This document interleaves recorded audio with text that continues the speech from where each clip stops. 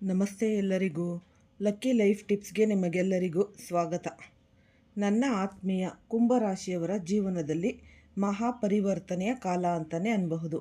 ಇಂದಿನ ಈ ಒಂದು ವಿಶೇಷ ಸಂದೇಶವು ಕುಂಭರಾಶಿಯವರ ಪಾಲಿಗೆ ಅತ್ಯಂತ ನಿರ್ಣಾಯಕವಾದದ್ದು. ಇದು ಕೇವಲ ಒಂದು ಸಾಮಾನ್ಯ ಭವಿಷ್ಯವಾಣಿಯಲ್ಲ, ಬದಲಾಗಿ ಬ್ರಹ್ಮಾಂಡವು ನಿಮಗೆ ನೀಡುತ್ತಿರುವ ಒಂದು ಶಕ್ತಿಶಾಲಿ ಸಂಕೇತ. ಸಮಯದ ಚಕ್ರವು ಈಗ ಅತ್ಯಂತ ವೇಗವಾಗಿ ಉರುಳುತ್ತಿದೆ ಮತ್ತು ಅದು ನಿಮ್ಮ ಜೀವನದಲ್ಲಿ ಒಂದು ದೊಡ್ಡ ಕ್ರಾಂತಿಯನ್ನು ತರಲಿದೆ. ಕುಂಭರಾಶಿಯವರೇ, ಈಗ ಎಚ್ಚೆತ್ತುಕೊಳ್ಳುವ ಸಮಯ ಬಂದಿದೆ.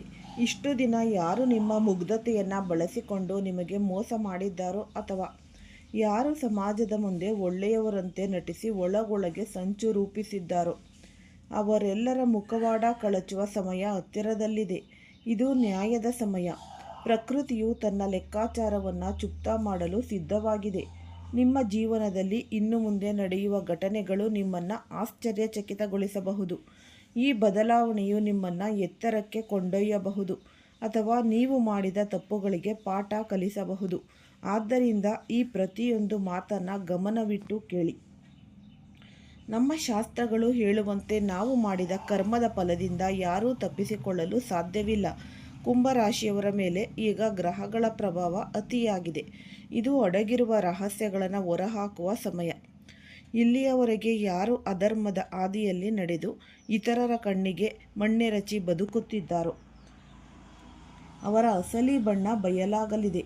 ಸಮಾಜದಲ್ಲಿ ಅವರ ಗೌರವಕ್ಕೆ ಧಕ್ಕೆ ಬರುವಂತಹ ಸಂದರ್ಭಗಳು ಎದುರಾಗಲಿವೆ. ಇದನ್ನು ಮುಖ ಕಪ್ಪಾಗುವ ಸಮಯ ಎಂದು ಕರೆಯಬಹುದು. ಇದು ಕೇವಲ ಎಚ್ಚರಿಕೆಯಲ್ಲ, ಇದು ಪ್ರಕೃತಿಯ ನ್ಯಾಯದ ಹಾದಿ. ನೀವು ಭೂತಕಾಲದಲ್ಲಿ ಯಾರ ಮನಸ್ಸನ್ನಾದರೂ ನೋಯಿಸಿದ್ದರೆ, ಯಾರಿಗಾದರೂ ದ್ರೋಹ ಮಾಡಿದ್ದರೆ ಅಥವಾ ಅಡ್ಡ ಹಾದಿಯಲ್ಲಿ ಯಶಸ್ಸು ಗಳಿಸಲು ಪ್ರಯತ್ನಿಸಿದ್ದರೆ ಈಗ ಅದರ ಪ್ರತಿಫಲವನ್ನು ಅನುಭವಿಸಲು ಸಿದ್ಧರಾಗಿ. ಆದರೆ ಒಂದು ವಿಷಯ ನೆನಪಿಡಿ, ಯಾರು ಸತ್ಯದ ಹಾದಿಯಲ್ಲಿರುತ್ತಾರೋ, ಯಾರ ಮನಸ್ಸು ನಿರ್ಮಲವಾಗಿದೆಯೋ ಮತ್ತು ಯಾರ ಉದ್ದೇಶಗಳು ಪವಿತ್ರವಾಗಿದೆಯೋ ಅವರಿಗೆ ಈ ಸಮಯವು ಅದೃಷ್ಟದ ಬಾಗಿಲನ್ನು ತೆರೆಯಲಿದೆ. ದೇವಿಯ ಆಶೀರ್ವಾದ ನಿಮ್ಮ ಮೇಲಿರಲಿದೆ. ಆದ್ದರಿಂದ ಈಗಲೂ ಕಾಲ ಮಿಂಚಿಲ್ಲ. ನಿಮ್ಮ ತಪ್ಪುಗಳನ್ನು ಒಪ್ಪಿಕೊಂಡು ಅವುಗಳನ್ನು ತಿದ್ದಿಕೊಳ್ಳಲು ಪ್ರಯತ್ನಿಸಿ. ಮುಂದಿನ ಕೆಲವು ದಿನಗಳಲ್ಲಿ ನೀವು ಕೆಲವು ಆಘಾತಕಾರಿ ಸತ್ಯಗಳನ್ನು ತಿಳಿಯಲಿದ್ದೀರಿ. ನೀವು ಯಾರನ್ನು ಪ್ರಾಣಕ್ಕಿಂತ ಹೆಚ್ಚಾಗಿ ನಂಬಿದ್ದಿರೋ, ಯಾರು ನಿಮ್ಮ ಹಿತೈಷಿಗಳು ಎಂದು ಭಾವಿಸಿದ್ದರೋ ಅವರೇ ನಿಮ್ಮ ಬೆನ್ನಿಗೆ ಚೂರಿ ಹಾಕುವ ಸಂಭವವಿದೆ. ನಿಮ್ಮ ಅತ್ಯಂತ ಆಪ್ತರು ಅಥವಾ ನಿಮ್ಮ ಕುಟುಂಬದ ಸದಸ್ಯರೇ ನಿಮ್ಮ ವಿರುದ್ಧ ತಿರುಗಿ ಬೀಳಬಹುದು. ಇದು ನಿಮಗೆ ಮಾನಸಿಕವಾಗಿ ನೋವು ನೀಡಬಹುದು, ಆದರೆ ಇದು ನಿಮ್ಮ ಕಣ್ಣು ತೆರೆಸುವ ಒಂದು ಪ್ರತಿಕ್ರಿಯೆಯಾಗಿದೆ. ಯಾರನ್ನು ಕುರುಡಾಗಿ ನಂಬಬೇಡಿ. ಪ್ರತಿಯೊಬ್ಬರ ನಗುವಿನ ಹಿಂದೆ ಒಂದು ಉದ್ದೇಶವಿದೆ. ನಿಮ್ಮ ಯೋಜನೆಗಳನ್ನು, ನಿಮ್ಮ ಗುಟ್ಟುಗಳನ್ನು ಎಲ್ಲರ ಮುಂದೆ ಹಂಚಿಕೊಳ್ಳಬೇಡಿ. ನಿಮ್ಮ ಯಶಸ್ಸನ್ನು ಕಂಡು ಸಹಿಸದವರು ನಿಮ್ಮ ಸುತ್ತಲೇ ಇದ್ದಾರೆ. ಅಹಂಕಾರವನ್ನು ದೂರವಿಡಿ. ಅಧಿಕಾರ ಅಥವಾ ಹಣದ ಅಮಲಿನಲ್ಲಿ ಇತರರನ್ನು ತುಳಿಯಲು ಪ್ರಯತ್ನಿಸಬೇಡಿ, ಏಕೆಂದರೆ ಅಹಂಕಾರದ ಅಂತ್ಯ ಯಾವಾಗಲೂ ಭೀಕರವಾಗಿರುತ್ತೆ. ನೀವು ಇತರರಿಗೆ ತೋಡಿದ ಹಳ್ಳಕ್ಕೆ ನೀವೇ ಬೀಳುವ ಸಾಧ್ಯತೆ ಇದೆ. ಈ ಕಾಲಘಟ್ಟದಲ್ಲಿ ನಿಮ್ಮ ದೈನಂದಿನ ಜೀವನವು ಕೆಲವು ಏರಿಳಿತಗಳು ಕಂಡುಬರುತ್ತವೆ. ದಿನದ ಆರಂಭವು ಸ್ವಲ್ಪ ಮಂದವಾಗಿರಬಹುದು ಅಥವಾ ಹಳೆಯ ನೆನಪುಗಳು ನಿಮ್ಮನ್ನು ಕಾಡಬಹುದು. ಮನಸ್ಸಿನಲ್ಲಿ ಒಂದು ರೀತಿಯ ಆತಂಕ ಮೂಡಬಹುದು. ಆದರೆ ದಿನ ಕಳೆದಂತೆ ಸಕಾರಾತ್ಮಕ ಶಕ್ತಿಯು ನಿಮ್ಮನ್ನು ಆವರಿಸಿಕೊಳ್ಳುತ್ತೆ. ನಿಮ್ಮ ನಾಲಿಗೆಯೇ ನಿಮಗೆ ಶತ್ರು ಅಥವಾ ಮಿತ್ರರಾಗಬಹುದು.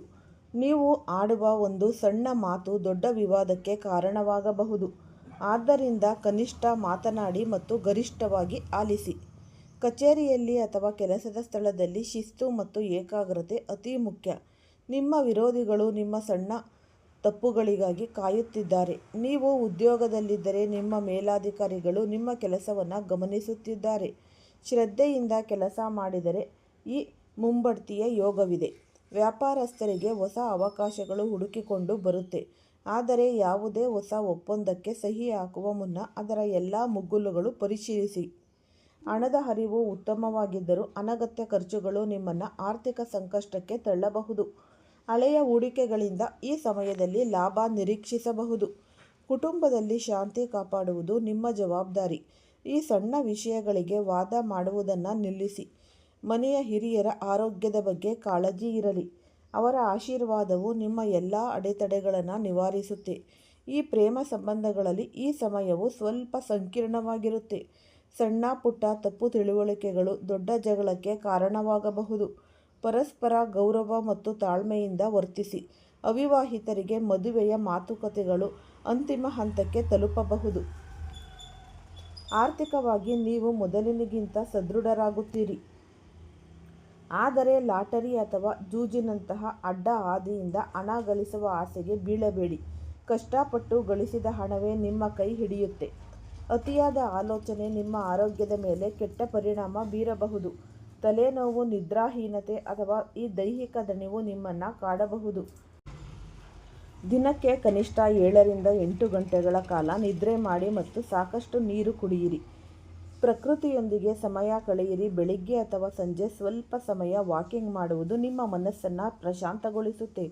ಮಾನಸಿಕ ಶಾಂತಿಗಾಗಿ ಧ್ಯಾನ ಮಾಡುವುದು ಉತ್ತಮ. ನಕಾರಾತ್ಮಕ ಶಕ್ತಿಗಳಿಂದ ದೂರವಿರಲು ಮತ್ತು ಗ್ರಹಗಳ ಕೆಟ್ಟ ಪ್ರಭಾವವನ್ನು ಕಡಿಮೆ ಮಾಡಲು ಕೆಲವು ಸರಳ ಪರಿಹಾರಗಳನ್ನು ಅನುಸರಿಸಿ.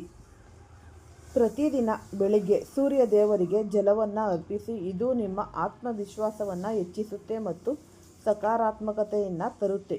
ರಾತ್ರಿ ಮಲಗುವ ಮುನ್ನ ಇಡೀ ದಿನ ನಡೆದ ಘಟನೆಗಳನ್ನು ಸ್ಮರಿಸಿ ಮತ್ತು ಭಗವಂತನಿಗೆ ಧನ್ಯವಾದ ತಿಳಿಸಿ. ನಿಮ್ಮ ಕೈಲಾದ ಮಟ್ಟಿಗೆ ಬಡವರಿಗೆ ಅಥವಾ ಅಗತ್ಯವಿರುವವರಿಗೆ ಸಹಾಯ ಮಾಡಿ. ಆಹಾರ ದಾನ ಮಾಡುವುದು ಅತ್ಯಂತ ಪುಣ್ಯದ ಕೆಲಸ. ಪ್ರತಿದಿನ ನಿಮ್ಮ ಇಷ್ಟ ದೈವದ ಮಂತ್ರಗಳನ್ನು ಪಠಿಸಿ. ಇದು ನಿಮ್ಮ ಸುತ್ತ ಒಂದು ರಕ್ಷಣಾ ಕವಚವನ್ನು ನಿರ್ಮಿಸುತ್ತೆ. ಕುಂಭರಾಶಿಯವರೇ, ಈ ಬದಲಾವಣೆಯ ಸಮಯವು ನಿಮ್ಮನ್ನು ಹೊಸ ವ್ಯಕ್ತಿಯನ್ನಾಗಿ ಮಾಡುತ್ತೆ. ಹಳೆಯ ಜೀವನದ ಕಹಿ ನೆನಪುಗಳನ್ನು ಮರೆತು ಹೊಸ ಅಧ್ಯಾಯವನ್ನು ಪ್ರಾರಂಭಿಸಲು ಇದು ಸಕಾಲ. ನಿಮ್ಮ ಹಾದಿಯಲ್ಲಿ ಎಷ್ಟೇ ಕಷ್ಟಗಳು ಬಂದರೂ ಧೃತಿಗೆಡಬೇಡಿ. ಸಮಯವು ಯಾವಾಗಲೂ ಒಂದು ರೀತಿ ಇರೋದೇ ಇಲ್ಲ. ಕತ್ತಲೆಯ ನಂತರ ಬೆಳಕು ಬಂದೇ ಬರುತ್ತೆ. ನಿಮ್ಮಲ್ಲಿರುವ ಅದ್ಭುತ ಸಾಮರ್ಥ್ಯವನ್ನು ಗುರುತಿಸಿ ಮತ್ತು ಧೈರ್ಯದಿಂದ ಮುನ್ನಡೆಯಿರಿ. ಸತ್ಯದ ಹಾದಿಯಲ್ಲಿ ನಡೆಯುವವರಿಗೆ ದೇವರೆಂದಿಗೂ ಕೈ ಬಿಡುವುದಿಲ್ಲ. ನಿಮ್ಮ ಕರ್ಮಗಳನ್ನು ಶುದ್ಧವಾಗಿಟ್ಟುಕೊಳ್ಳಿ. ಆಗ ಇಡೀ ಬ್ರಹ್ಮಾಂಡವೇ ನಿಮಗೆ ಸಹಾಯ ಮಾಡಲು ಸಿದ್ಧವಾಗುತ್ತೆ. ಈ ಭವಿಷ್ಯವಾಣಿಯು ನಿಮಗೆ ಕೇವಲ ಮಾಹಿತಿಯಲ್ಲ, ಇದು ನಿಮ್ಮ ಜೀವನದ ಯಶಸ್ಸಿನ ಕೀಲಿಕೈ. ಪ್ರಕೃತಿಯ ಮೇಲೆ ನಂಬಿಕೆ ಇರಲಿ, ನಿಮ್ಮ ಮೇಲೆ ವಿಶ್ವಾಸವಿರಲಿ. ಮುಂಬರುವ ದಿನಗಳು ನಿಮ್ಮ ಪಾಲಿಗೆ ಅದ್ಭುತವಾಗುತ್ತೆ. ಮನುಷ್ಯನ ಜೀವನದಲ್ಲಿ ಸಮಯ ಯಾವಾಗಲೂ ಒಂದೇ ರೀತಿ ಇರುವುದಿಲ್ಲ. ಸುಖ ಬಂದಾಗ ಮನುಷ್ಯ ಅಹಂಕಾರಿಯಾಗುತ್ತಾನೆ ಅಥವಾ ಅತಿಯಾದ ನಿರ್ಲಕ್ಷ್ಯ ವಹಿಸುತ್ತಾನೆ. ಈ ಕಷ್ಟ ಬಂದಾಗ ಕುಗ್ಗಿ ಹೋಗುತ್ತಾನೆ. ಆದರೆ ನೆನಪಿಡಿ, ಕಾಲ ಯಾರಿಗಾಗಿಯೂ ಕಾಯುವುದಿಲ್ಲ. ಇಂದು ನಿಮ್ಮ ಆಪ್ತರೆಂದು ಕರೆಸಿಕೊಳ್ಳುವವರ ಅಸಲಿ ಮುಖವಾಡಗಳು ಕಳಚಿ ಬೀಳುವ ಸಮಯ ಬಂದಿದೆ. ಇದೇ ಸಮಯದಲ್ಲಿ ಬ್ರಹ್ಮಾಂಡದ ದಿವ್ಯಶಕ್ತಿಯೊಂದು ನಿಮ್ಮನ್ನು ಮೇಲಕ್ಕೆತ್ತಲು ಸಿದ್ಧವಾಗಿದೆ. ಆದರೆ ನೀವು ಎಚ್ಚರ ತಪ್ಪಿದರೆ ಸಂಕಷ್ಟದ ಸುಳಿಗೆ ಸಿಲುಕುವ ಸಾಧ್ಯತೆಯೂ ಕೂಡ ಇದೆ. ಈಗಿನ ಗ್ರಹಗತಿಗಳು ನಿಮ್ಮ ಜೀವನದಲ್ಲಿ ಮಹಾಭಾರತದಂತಹ ಪರಿಸ್ಥಿತಿಯನ್ನು ನಿರ್ಮಾಣ ಮಾಡುತ್ತಿವೆ. ಒಂದು ಕಡೆ ಸತ್ಯ, ಧರ್ಮ ಮತ್ತು ಸರಿಯಾದ ದಾರಿ ಇದ್ದರೆ ಇನ್ನೊಂದು ಕಡೆ ಮೋಸ, ಈ ಕೆಟ್ಟ ಸಾಂಗತ್ಯ ಮತ್ತು ಈ ನಷ್ಟದ ಭೀತಿ ಇದೆ. ನೀವು ಉದ್ಯೋಗ ಮಾಡುತ್ತಿದ್ದರೆ ಒಂದು ದೊಡ್ಡ ಸುದ್ದಿ ನಿಮ್ಮನ್ನು ಹುಡುಕಿಕೊಂಡು ಬರಲಿದೆ. ಅದು ನಿಮ್ಮ ಸಂತೋಷವನ್ನು ನೀಡಬಹುದು ಅಥವಾ ಸವಾಲನ್ನು ಒಡ್ಡಬಹುದು. ವ್ಯಾಪಾರಸ್ಥರಿಗೆ ಲಾಭದ ಅವಕಾಶಗಳು ಎದುರಾಗಲಿವೆ. ಆದರೆ ನೆನಪಿಡಿ, ಒಂದು ಸಣ್ಣ ತಪ್ಪು ನಿಮ್ಮ ಇಡೀ ಜೀವನದ ಗಳಿಗೆಯನ್ನು ನುಂಗಿ ಹಾಕಬಹುದು. ನಿಮ್ಮ ಕುಟುಂಬದಲ್ಲೂ ಹಳೆಯ ವಿಷಯವೊಂದು ಮುನ್ನೆಲೆಗೆ ಬಂದ ಸಣ್ಣ ಮಟ್ಟದ ವಿವಾದ ಉಂಟಾಗಬಹುದು. ಇದನ್ನು ನೀವು ಬುದ್ಧಿವಂತಿಕೆಯಿಂದ ನಿಭಾಯಿಸಿದರೆ ಅದು ನಿಮಗೆ ವರದಾನವಾಗಲಿದೆ. ಇಲ್ಲಿ ನೀವು ಒಂದು ಮುಖ್ಯವಾದ ಪಾಠವನ್ನು ಕಲಿಯಬೇಕಿದೆ. ಒಮ್ಮೆ ನಾಯಿ ಮತ್ತು ಕತ್ತೆಯ ನಡುವೆ ಓಟದ ಸ್ಪರ್ಧೆ ಏರ್ಪಟ್ಟಿತು. ಯಾರು ಮೊದಲು ಗುರಿ ತಲುಪುತ್ತಾರೋ ಅವರು ಸಿಂಹಾಸನದ ಏರಬೇಕು ಅಂತ ಸಿಂಹಾಸನವನ್ನು. ನಾಯಿಗೆ ತನ್ನ ವೇಗದ ಬಗ್ಗೆ ಅತಿಯಾದ ಆತ್ಮವಿಶ್ವಾಸವಿತ್ತು. ಓಟ ಶುರುವಾದಾಗ ನಾಯಿ ವೇಗವಾಗಿ ಓಡತೊಡಗಿತು. ಆದರೆ ದಾರಿಯಲ್ಲಿ ಸಿಗುವ ಪ್ರತಿಯೊಂದು ಗಲ್ಲಿಯ ನಾಯಿಗಳು ಈ ನಾಯಿಯನ್ನು ನೋಡಿ ಬೊಗಳಲು ಮತ್ತು ಅದರ ಮೇಲೆ ದಾಳಿ ಮಾಡಲು ಶುರು ಮಾಡಿದವು. ಅವುಗಳ ಜೊತೆ ಜಗಳವಾಡುತ್ತಾ ನಾಯಿ ಸಮಯ ವ್ಯರ್ಥ ಮಾಡಿತು. ಕೊನೆಗೆ ನಾಯಿ ಗುರಿ ತಪ್ಪಿದಾಗ ಈ ಕತ್ತೆ ಆಗಲೇ ಸಿಂಹಾಸನದ ಮೇಲೆ ಕುಳಿತು ರಾಜ್ಯಭಾರ ಮಾಡುತ್ತಿತ್ತು. ಇದರ ಅರ್ಥ ಏನೆಂದರೆ, ನೀವು ಜೀವನದಲ್ಲಿ ಉನ್ನತ ಗುರಿ ಹೊಂದಿದಾಗ ನಿಮ್ಮ ಸ್ವಂತ ಜನರೇ ಅಥವಾ ನಿಮ್ಮ ಸುತ್ತಮುತ್ತಲಿನವರೇ ನಿಮ್ಮ ಕಾಲೆಳೆಯಲು ಪ್ರಯತ್ನಿಸುತ್ತಾರೆ. ಅಂತಹ ಒಂದು ಕ್ಷುಲ್ಲಕ ಅಡೆತಡೆಗಳಿಗೆ ಈ ಬೆಲೆ ಕೊಡದೆ ನಿಮ್ಮ ಗುರಿಯತ್ತ ಸಾಗುವುದೇ ಒಂದು ಜಾಣತನ. ನಿಮ್ಮ ಜೀವನ ಬದಲಾಗುತ್ತಿದೆ ಎನ್ನುವುದಕ್ಕೆ ಬ್ರಹ್ಮಾಂಡವು 3 ಸಂಕೇತಗಳನ್ನು ನೀಡುತ್ತೆ. ನಿಮ್ಮ ಅತ್ಯಂತ ಆತ್ಮೀಯರು ನಿಮ್ಮೊಂದಿಗೆ ಮಾತನಾಡುವ ರೀತಿ ಬದಲಾಗಬಹುದು. ನಿಮ್ಮ ಮಾತಿನಲ್ಲಿ ವ್ಯಂಗ್ಯ ಅಥವಾ ನಿರ್ಲಕ್ಷ್ಯ ಕಂಡುಬರಬಹುದು. ಇದು ಅವರು ನಿಮ್ಮ ಹಿತೈಷಿಗಳಲ್ಲ ಎನ್ನುವುದಕ್ಕೆ ಸಾಕ್ಷಿ. ಬಾಕಿ ಉಳಿದಿದ್ದ ಹಣ ವಾಪಸ್ ಬರಬಹುದು ಅಥವಾ ಈ ಹೊಸ ಹೂಡಿಕೆಯ ಅವಕಾಶ ಸಿಗಬಹುದು. ಆದರೆ ಯಾವುದೇ ನಿರ್ಧಾರವನ್ನು ಭಾವನಾತ್ಮಕವಾಗಿ ತೆಗೆದುಕೊಳ್ಳಬೇಡಿ.